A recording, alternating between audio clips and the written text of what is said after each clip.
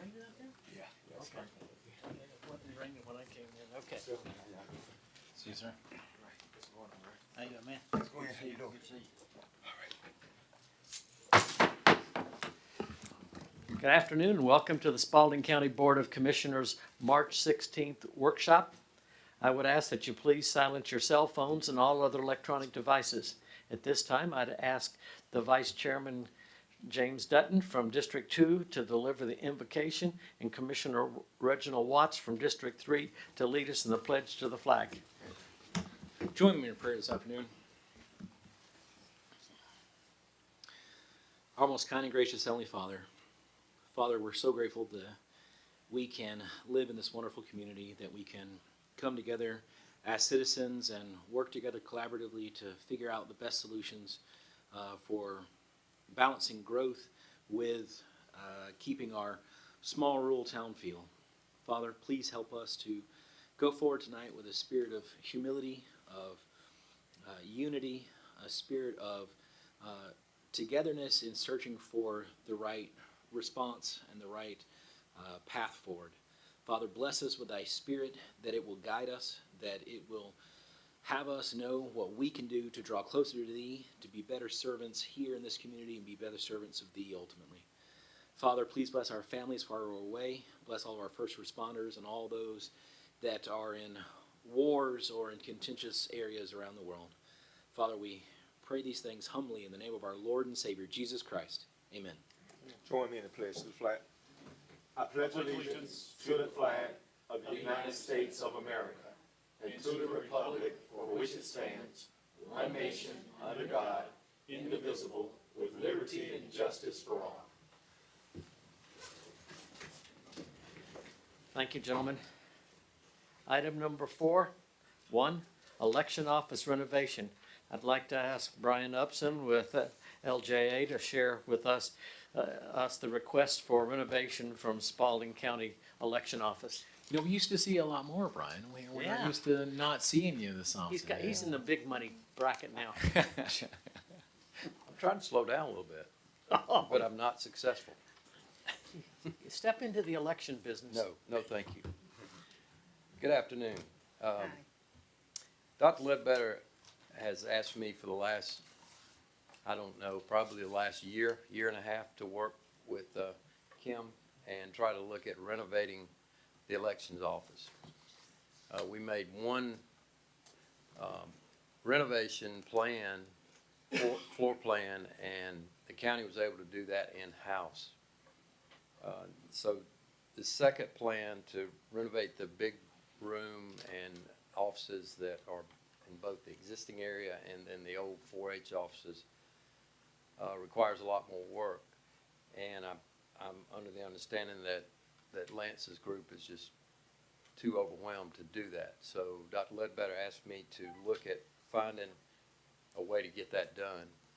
And that's going to require that we bid that out. And by bidding it out, we're going to have to get architectural plans and get this done. Sprinkler system, increased insulation, and then the interior work to be done. So I've reached out to the 2 architects of record that the county has. That's LDD Blue Line and CLP. I got proposals from both of those groups. I think you have a copy of those. The LDD Blue Line, their fee was $73,730. CLP fee was $123,400. But in addition to the price, big consideration was schedule. Our goal is to have this work complete so that we could turn it over to the elections office before the November election. And LDD Blue Line can meet that schedule. CLP was into next year to be able to do the design and then bid it and get the construction done. So my recommendation is to not only go with the lower price, but the better schedule of LDD Blue Line. Okay. questions I can answer on this. Steve, comments about this whole thing? Yeah, our major concern was that we wanted to make sure that since we were expanding the elections area for our election superintendent who is here in the audience, since we were making that expansion, we wanted to make sure that we were looking out for safety. And the safety for us is providing a sprinkler system for that facility. Should, God forbid, something should happen, we would have the ability to egress out of that facility in a more safe environment. Well, in order to do that, we took a look at the sprinkler system. We do have a vault in the area. It's located in the old Food Depot area. There is a fire line that runs around the rear of the facility. And working with the election superintendent on the area that she wants to have an expansion in support of the voter registration and election area, it seemed best that we make sure that we do this once and for all times instead of doing it just piecemeal at a time, trying to just provide a Band-Aid approach to the renovation. And to that end, we had some criteria that we wanted to ensure that we were meeting, and that first criteria is the election in November. In order to do that, we put this out for bid against our two, as Brian indicated, against our two architects of record. And the least expensive was also the fastest. And I believe Ms. Kim's here this evening, Ms. Slaughter's here this evening, and she could answer any questions that she may have, but she has been involved in this process. She's been involved in working through the ideas for what would be beneficial for her department, working with Mr. Upson. We believe we've got a good program in play to make this change for our community. The way that we anticipate that this would be financed is out of our fund balance. There are funds available in the fund balance to accomplish this mission. As you remember, we have been investing our fund balance year over year, month over month, and we've been receiving dividends for that investment. So there are funds available to make this renovation. All right, so this is just the architectural side. The 73,730 is just the architectural side. We do have an indication that the bid will be somewhere between 400 and 700. It's a wide range at this point for the total renovation of the facility. And those funds too are available through our fund balance for the renovation of this project. Will Brian be the overseeing them physically, or is this just doing? Yes, we'll be the, I guess, program manager. Okay. I'm just gonna be the taskmaster and make sure that we stay on schedule, make sure that we get the advertising done properly per county standards, and then we will be somewhat of a liaison with the architect to, if they need a set of eyes out there, we can run out and take photos or whatever. So we're gonna be involved in the project from now until the end. I have a question. Yes. So, I got to the two bids. I didn't get how quickly this could be done, and not really understanding what the whole sprinkler system issue is about. Making sure that we're providing safety through a sprinkler system for the center. Currently, that whole area, that whole complex is not sprinkled. So we're gonna go in and sprinkler just a piece of it? We will sprinkle all of the renovated area. Remember, the old Food Depot is just a warehouse at this point, and there's some challenges that we're working through that we will bring back to the board for consideration at the next meeting. But yes, ma'am, that's correct. The Veterans Affairs Office and the Leisure Service Offices, neither one of those are sprinkled currently. So because you referred to just going ahead and fixing it and not piecemealing it, that's exactly what that sounds like when we're taking a third of the building and making it safe, but the other end that has all of the historical documents from the Athletic Hall of Fame and all of the equipment from Leisure Services is not gonna be, so, and I'm going somewhere with this, so Yes, ma'am. let me roll on a little bit. So, this is all deferred as a result of deferred maintenance. So I'm not really sure, and I want you to help me to understand why this rises to the level of us going into the fund balance to fund a deferred maintenance here when we have other buildings that the roof is leaking, or other buildings, for instance, a jail where the air conditioner isn't working or the kitchen isn't working.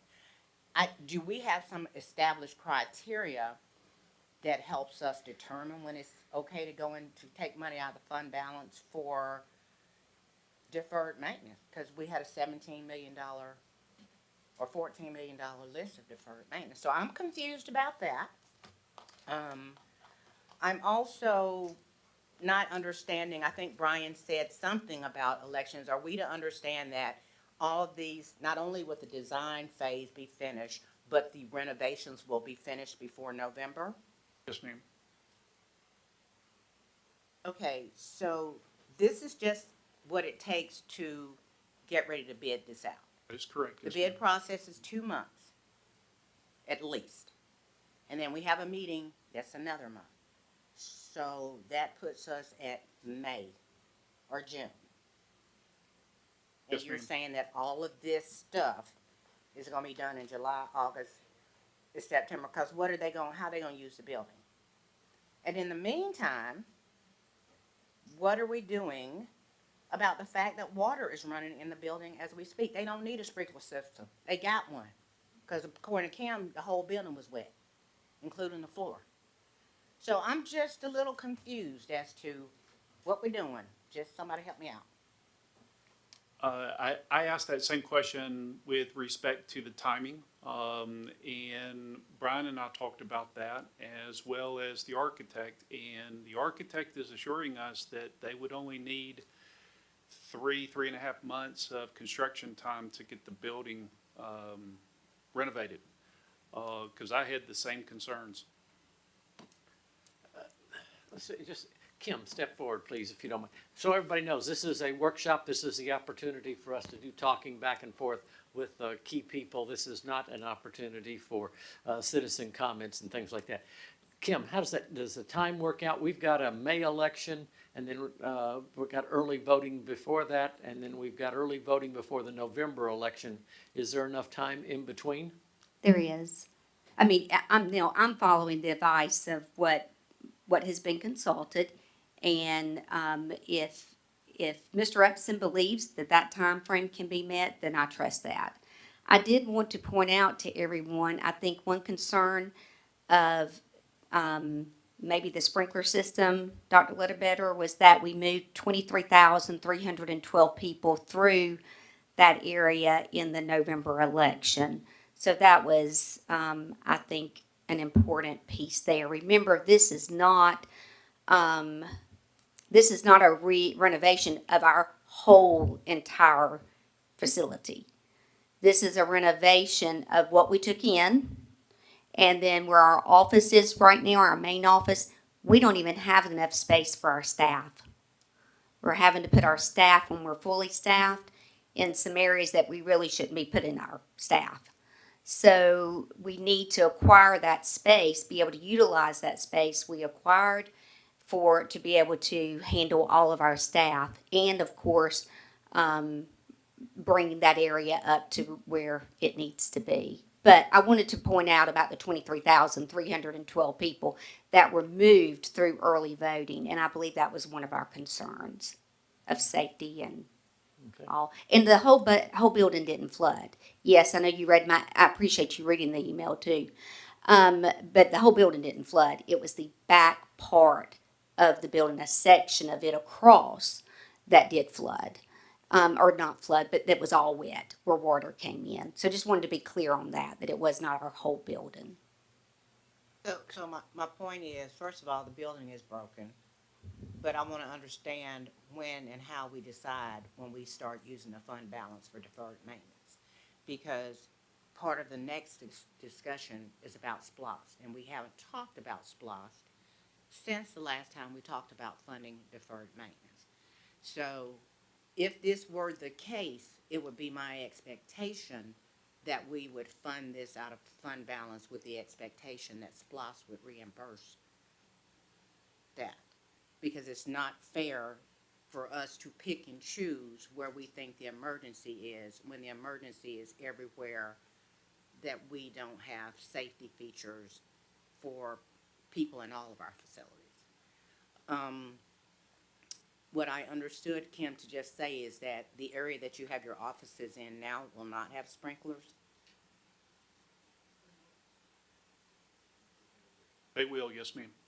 So that entire space that is the elections office will be sprinklered, That is right? correct, yes, ma'am. So why wouldn't we get a bid to do the entire building, since the entire building is occupied?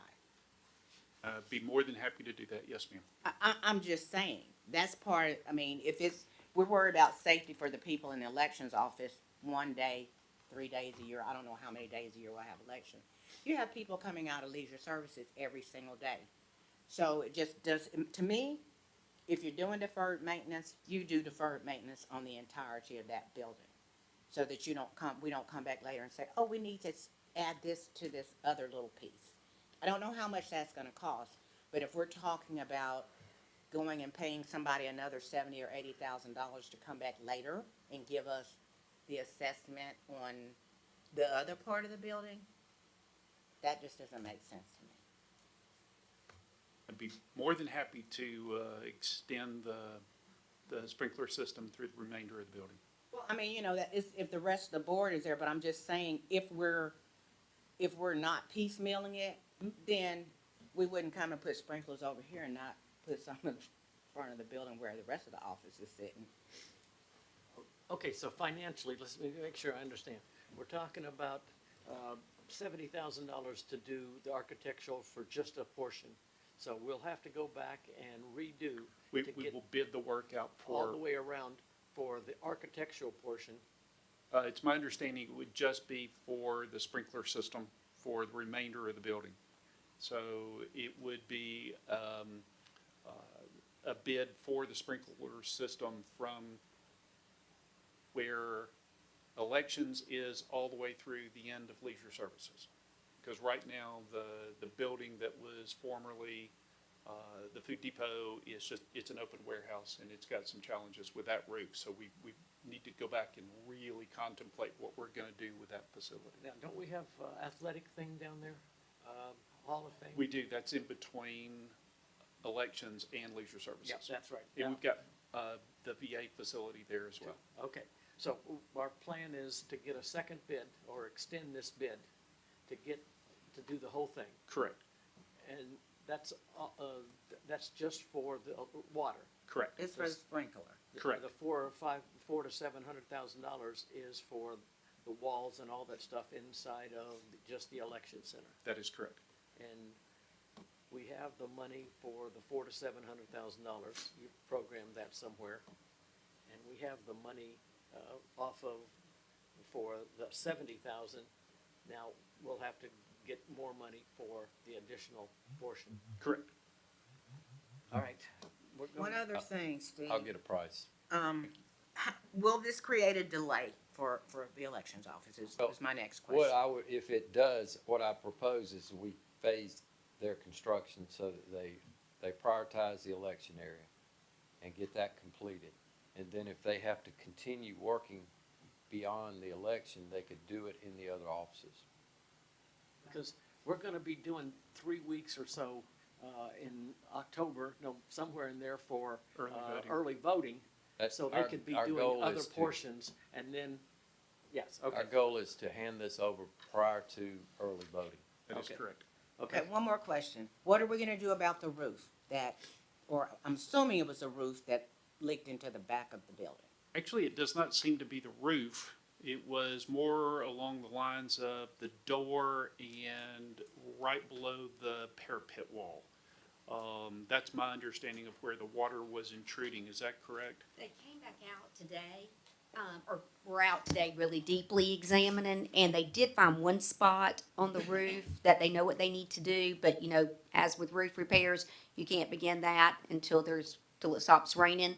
So they'll take care of that, but yes, the doors were a main issue, and they have put a plan in place to, take care of that. So water leaking through the door wet the entirety of the area that you described in your email? There were some gaps within the door, and then up under the door, some of those didn't have a good enough seal across the bottom. And that back area, if you've ever been back there between us and the cemetery, anyway, there's little stoops there at those doors, but the water can build up very quickly in a rain like we had. But Yeah. it has, and that's the worst that I've ever seen it since I've been Okay. there. That's not the norm, but we still see it. But anyway, it's easy for that Fill to up. travel, yes, to travel through. But if it's properly sealed and the doorway around, then that should be taken care of. Okay, I mean, I'm just saying, we don't want them to have all that equipment and then take the chance of either somebody fall or the equipment get damaged. Yes, ma'am.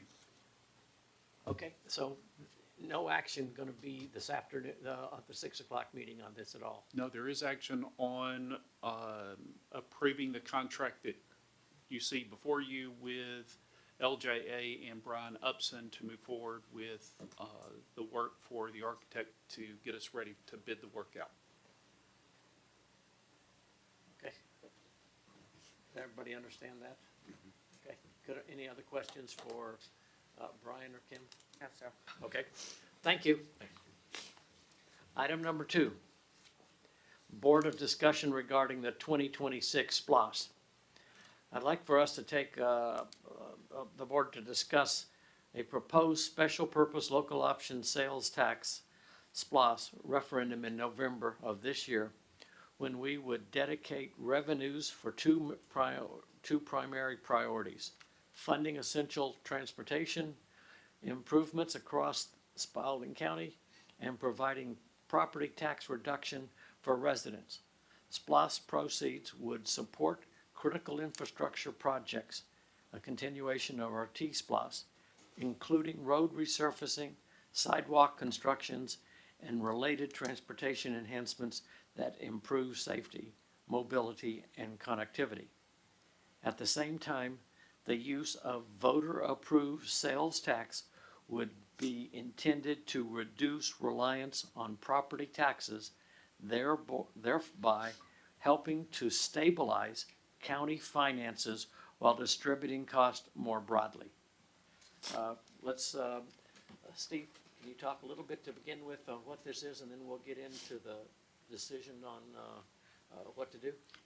Yes, sir. So during our board retreat back in January, the board highlighted the fact that they wanted staff to proceed with putting together SPLOST documents for the November time period to do two things. One, to continue the T-SPLOST program that we have in place by providing funds for resurfacing, for sidewalks and other infrastructure, transportation infrastructure requirements. And two, the requirement of reducing taxes for our property owners here in Spalding County. To accomplish that, we put together a program that we believe would satisfy that. And back to Commissioner Flowers-Taylor's comments about deferred maintenance, and the reduction of capital expenditures for the county by affording us the opportunity to draw down the requirement from general fund for those capital improvement items, affords you the opportunity to reduce taxes for our citizens through a SPLOST program. If those are going to be the only two areas of opportunity for us, which I believe was the direction of the board, then it affords us the opportunity to accomplish that mission for you, which is to continue T-SPLOST and to reduce taxes for our citizens. I believe we've had our meeting with both the city of Griffin and with Orchard Hill. I believe the city of Griffin is sitting in the audience this afternoon, and they are asking us to proceed as well. They've asked us to proceed with the understanding that the allocation distribution for the SPLOST would be the same as it is for our local option sales tax.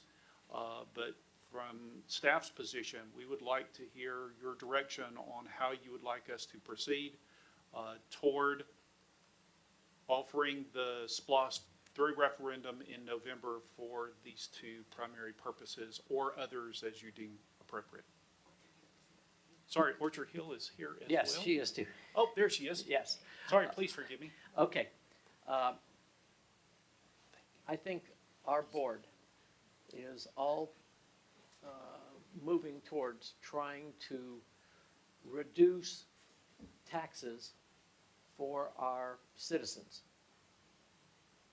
One of the ways to do that is through SPLOST.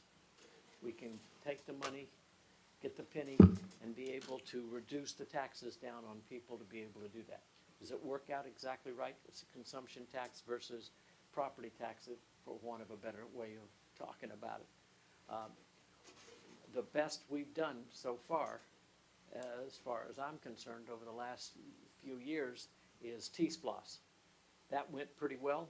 It has gone well. We have had very few blowback on the way we did it. I believe that if we wanted to do, excuse me, thank you, I'm sorry. I believe that if we wanted to do a T-SPLOST today, we could convince the citizens that taking care of our roads needs to be continued. Now, we can not do T-SPLOST without a SPLOST. So we have a couple of options here to be able to do some stuff, and this is the time we need to get started. Make sure we all agree on what we're trying to do, and then the education of our citizens on what we want to do has got to start pretty quickly. Now, we have a board committee with two co-chairs to be able to do something with that, but they're asking the question pretty heartedly. Tell me what I'm supposed to go brief on, and we're standing here saying, I don't know. All right, so let's have this is brainstorm discussion portion of it. Gwen, I think you have ideas I'd like to hear. I have questions. So what I would like to try to figure out is what is significant tax relief? What is what? So what is significant? If we're able to reduce a person's taxes, everyone's tax that's homesteaded, by $500, is that significant? And if it is significant, what does that cost us? What does that cost in a year? And if we're saying $1,000, I mean, I'm just using a number. Go ahead, pick a number, yep. What does that look like? And once we have those numbers, my expectation would be that we would be able, for each year of the SPLOST, people would be able to get a corresponding tax break. Certainly people would understand that after the end of the SPLOST, we might be somewhere else. But we're looking for immediate relief because we can't figure out what the economy is going to do. So those are the numbers I would like to look at. I know that before we talked about how important it was to make sure that that we continue to do roads. But I think those for me are the numbers that we need to figure out. Because whatever it is has to be fair, I think, across the board. If we're going to give one homestead owner something, I don't think that it should be because you got 80 acres as you got 5. It should be, the same. That's just what I'm saying. Someone else may have a different opinion, but having those numbers would better be able to tell us how we could budget that, and then what we could look at would be left to do roads or deferred maintenance or whatever we're looking at.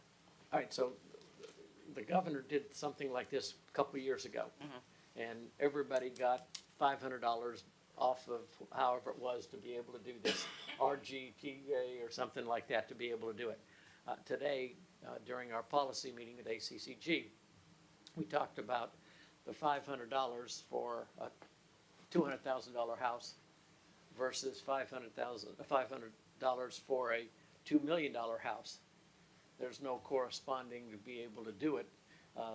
But, so you're talking, just like the governor did a few years ago, hey, everybody gets $500 off or $1,000, whatever it is, to be able to figure out what that number is. I just think it should be uniform. Well- Because what we're trying to do is to help the homesteaded properties. And if you live in a $2 million house and it's homesteaded, you can get the same thing that everybody else gets.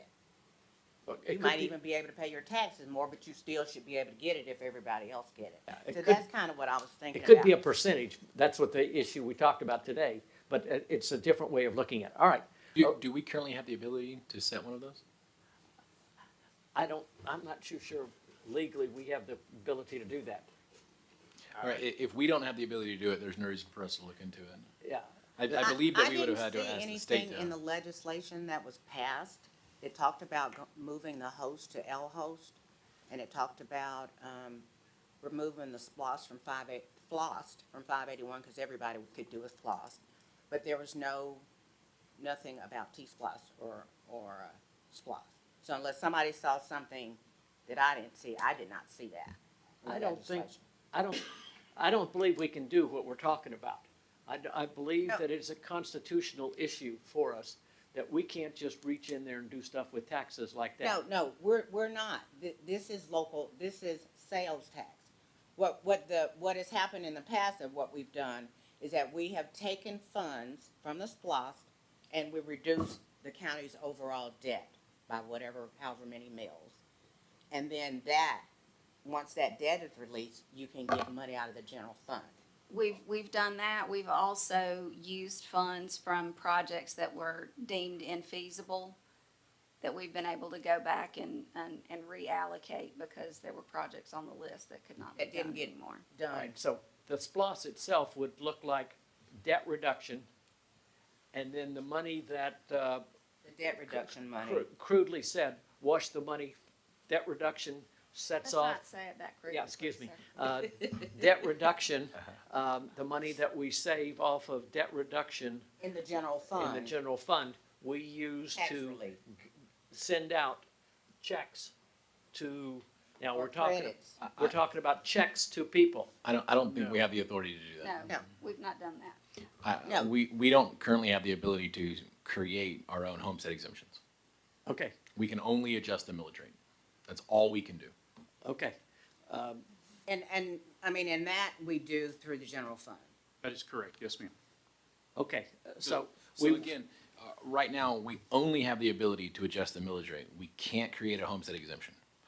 So we can't just target homesteaded properties without the state giving us the ability to do so. Well, I mean, that's Making sure fine everybody's with me. caught with me. I mean, I would like to be able to do that for every property, every homesteaded property. But if it means not being able to do it because other people are gonna get it, I don't think that's fair. okay, so, yeah, that's, all right, so we can't do it the way we originally talked about. We're all in agreement, we're trying to do something for homesteaded property owners to be able to give them some relief. All right, one of the things that I'm kind of concerned about is just the timing. Getting something on the books in November. If the legislature does something to us that starts in January, we don't want to be behind the legislature and then all of a sudden we can't do anything about it. So passing something in November holds them, the legislature can't go back through and say, oh, make that go away. If we referendum it, it's there. Okay. Ideas? One of you two smart people on ways to do something like that? I'm looking at one of you two. Yeah, we're looking at each other. Okay. Doug, you're on the same policy council basically that I am, but on the GMA side. Thoughts, ideas? Step forward, please.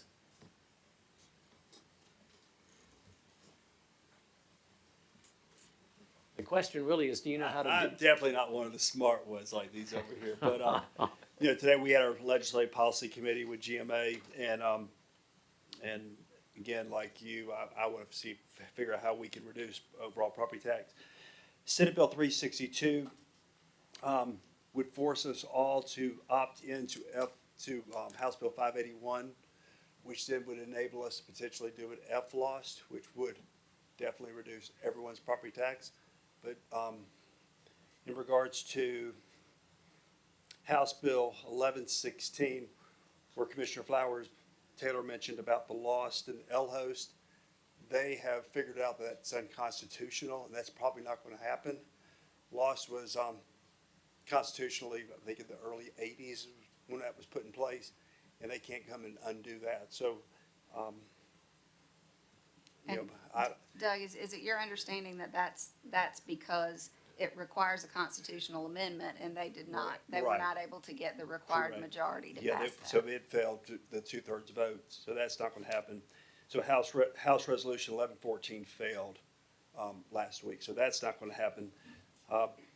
In terms of percentage points, if they do pass the Senate Bill 362, that adds to the additional 1%. So you've got to have a SPLOST to be able to T-SPLOST. So we keep the lost, could do a SPLOST, could come back later and do a T-SPLOST if we wanted to, and then the potential of having a 9% for a FLOST, which would be, you would have to negotiate the same way you do for a lost or. So that's my understanding from from what we got today from LPC meeting. Okay, that's the same. Does that answer your question, maybe what I, Thanks, Doug. All right, so Thank you. we could do a 1-year SPLOST and then do a T-SPLOST if we wanted to. We've talked about that before and decided we really didn't want to do that overall, but that's a concept we have to be able to do this. I'm not sure how we get to helping the homesteaded properties. So if anyone gets a millage rate increase, it's gonna help everyone.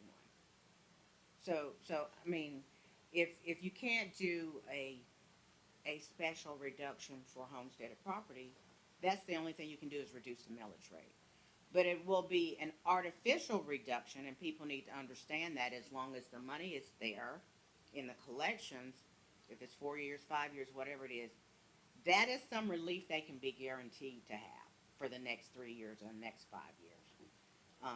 None of us know where we'll be or where the legislators will be, but that will allow us the opportunity to do that without raising taxes and maybe even continuing to drop our millage rate in the same way that we were doing, but certainly be able to drop it based on the money that will be coming back to the general fund. So, I mean, you know, that would be my suggestion. You're not gonna give anybody real tax relief for 1 year because the burden that everyone has had has built up over the last 10 years. So meaningful tax relief would be something people could count on for over several consecutive years to me. So, All right, so let's- knowing whatever it is that we anticipate would be our collections, I think we need to know, do we wanna reduce the tax on meals, and what does that mean for a $250,000 house? I don't know if that's significant. Maybe it's $500, maybe it's $750, maybe it's $1,200. But everyone will have the ability to have that same reduction. All right, let's think through that a little bit more. My thought is, let's see what the legislature in a couple of weeks, we'll be through with the legislature. They'll have passed the laws that they're gonna pass, and we'll know where we stand with them. If we're opting in, if we're being forced to opt in, what about L-host, what about all of that stuff? So, before our, I don't think they finished before our next meeting. But, So, Mr. Chairman, I'm of a different mindset. I hear what you're saying. I would much rather us having called for a SPLOST officially before the legislature decides what they're gonna do. Then the question is, can they usurp what we've already done since we're gonna take it to the voters in November? I would rather ask for forgiveness than permission. And I think we stand our best chance of being able to get that by not waiting. I mean, all right, let's The talk. earliest you could adopt a resolution, Mr. Chairman, would be at your next meeting, which would be the first meeting of April. And before you can adopt a resolution, you have to have your compiled list of List. projects.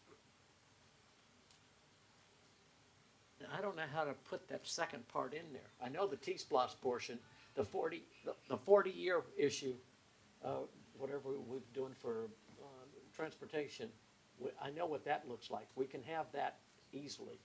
We But can. the second part, which is how are we gonna take care of citizens, I don't know how that comes together. So we look at what is equal to 1 meal of taxes. Next year, it appears that it's gonna be 3.2 million. Okay, so if you just, I'm adding on my fingers over here. $3.2 million a year over 5 years is how many million dollars? 15, 16, 16, 17. Man, count my Yeah, fingers. yeah, I that's don't know okay, exactly go what it is. ahead. So you look at that in your in the SPLOST, and you figure out what would, for a $100,000 house, what would be the brace? The same way that we always do it. And maybe we'll, if we're only collecting 27 million or whatever, maybe we can't really afford to go a whole 16 million over 5 years. Maybe it's 10 million over 5 years, and then we do the math as to what that looks like for each taxpayer each year that the SPLOST will run. I think that would be the fairest way, and then it would give some guarantee to folks. So we just need to decide, Steve, do the math whenever you get a chance, what $10 million looks like over 5 years for people in tax relief. All right, and we're talking about every year. Every year that there's a SPLOST, Every year, we're talking about giving people money every year.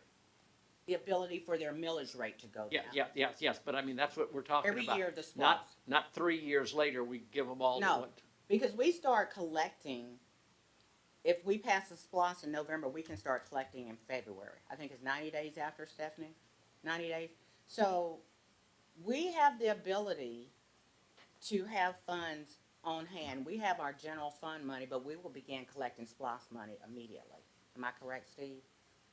That is So correct. there will be money coming in to offset. You would unless you want to make the transition from T-Splost into SPLOST, and then the SPLOST would not be collected until April.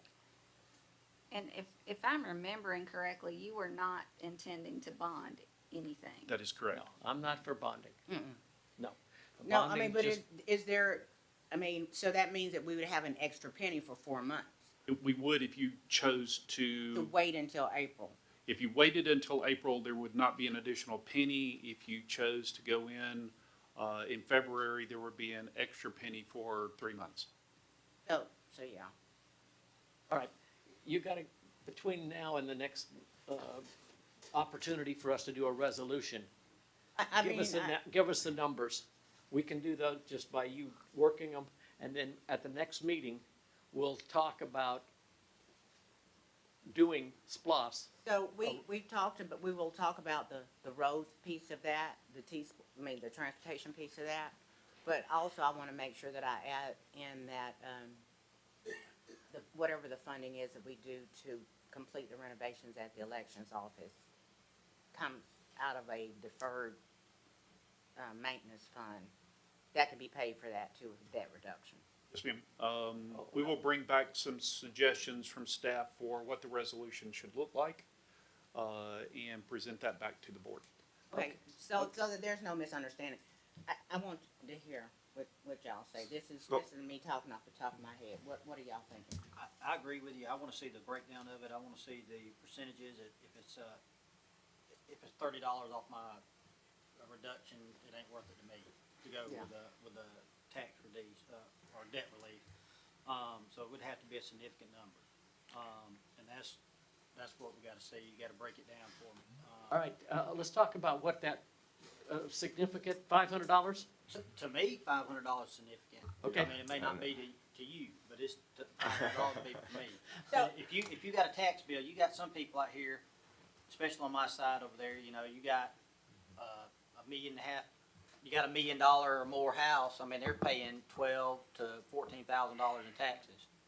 All right, $500 ain't much to them, but with me, if mine's $4,505, that's a chunk of money to me, so. Okay, And we may not be able to do it for 5 years in order to get something significant. It may only be able to go for 3 years that we can give us. So I think we have options. We just need to choke them out. And that's when we decide if we're gonna give a percentage more towards the road or towards debt relief. yeah, this is, and we have some flexibility in there. We can do the SPOS and then turn around and do T-SPOS to be able to continue on with the road issues. All right, Reggie? Now, what are actions gonna be on this tonight? I mean, do we have any action that we're gonna take? There's tonight? no action for this item tonight. Okay. I like the $500, like all around the whole board. That's what I like. Yes, okay. All right, Vice Chair? If this can only be accomplished via a millage reduction, in order to lower my property taxes on my homesteaded property by $500, you're talking millions and millions and millions off of commercial properties. They would get the overwhelming lion's share of any sort of deduction unless we were given extra authority from the state. So I don't think what we're talking about is currently accomplishable. Maybe after the study committee comes back, that was requested at the last meeting, but only then if the state acts. I don't think that, I can't see this, any kind of reduction there would be overwhelmingly towards non-homesteaded properties. I'd love to see the numbers, but I'm worried because it's not an L host, or a flost, it's a splost, which I don't think can be done for the purposes of tax reduction. We have to like kind of invert it and like borrow from ourselves to spend here and then use it to pay back ourselves. So I don't know if that's something that's actually a doable prospect. That said, whatever happens needs to be for needs only.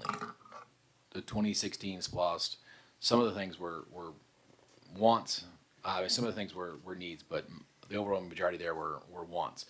And Spalding County has too many needs to be adding any new want at all.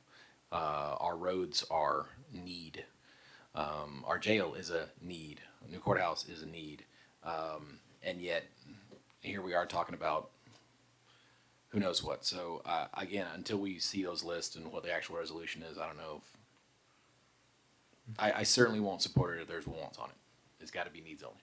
Well, I think we're all on that. Okay. I agree. So, Steve, can you pull numbers together? I will, yes, sir. And try to get that to us in time for us to sit and think through and work it, so that if we want to make some changes back and forth of the draft resolution and everything, so we get it the way we want it to do that.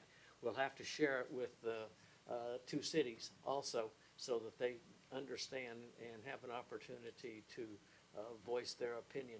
I'd like for that to happen most Ricky tick with them, because if they say, this isn't what we want to do, I'd like to. Mr. Chairman, what we do with our SPLOST funds ain't got nothing to do with the city or Orchard Hill. They got their money, they can do whatever they want to with it, and what we do with ours is just us. We don't care if they don't like what we're doing with our money. It's okay. Okay.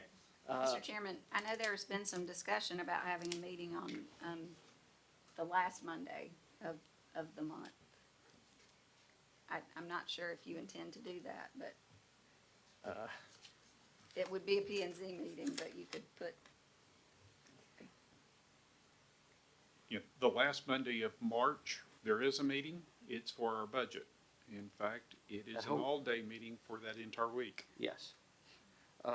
So the thought process, the county manager's thinking through, okay. Go ahead. Oh, okay. The county manager, you're talking budget for us from the 30th to the 3rd, right? That's correct, yes, sir. All day, every day. Yes, sir. Did you send, and then we have a, Board of Zoning public hearing on the 26th. on the 26th. Okay. And then that's a Monday, and then the following Monday is our next regular meeting, April the 6th. April the 6th. Okay. We need information, and as soon as you can get it to us to be able to walk our way through this to see how to do this. Yes, sir. You understand the big picture, bigger picture? Are Bigger we picture is, required to have another meeting with the cities and Orchard Hill? You have already had the required meeting with those.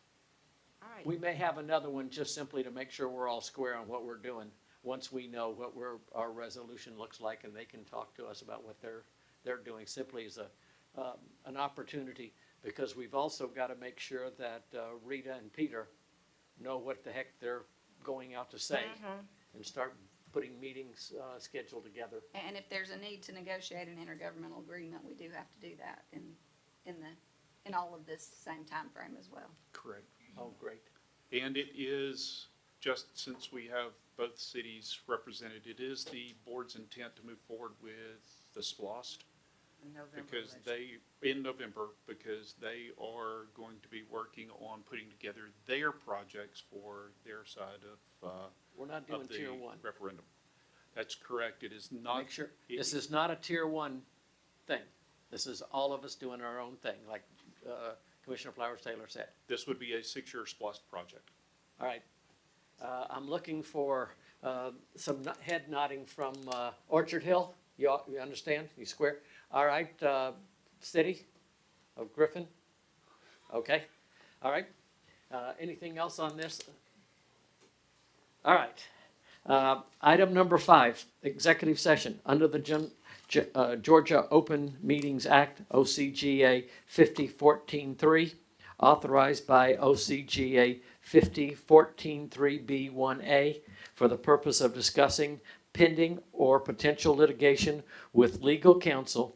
This session is limited to matters involving legal strategy and advice related to claims, settlement negotiation, or judicial action affecting the county. B2. All right. Do I have motion So moved, Mr. Chair. and a second? Second.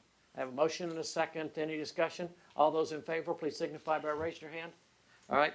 We're going into executive session. We will come back out, then close out of this meeting before this evening's meeting.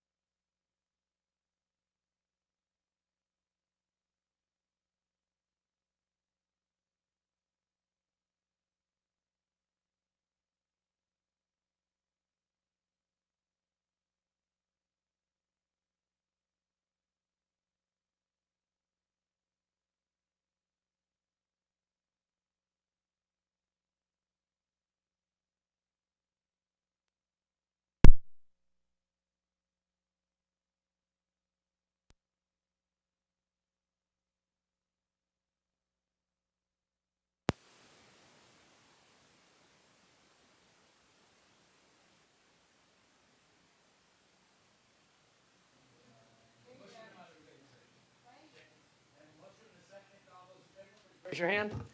5-0. Motion to adjourn. I have a motion. Do I have a second? Second. I have a motion and a second. All those in favor, please raise your hand. 5-0. We're adjourned until 6 o'clock. Go home and eat.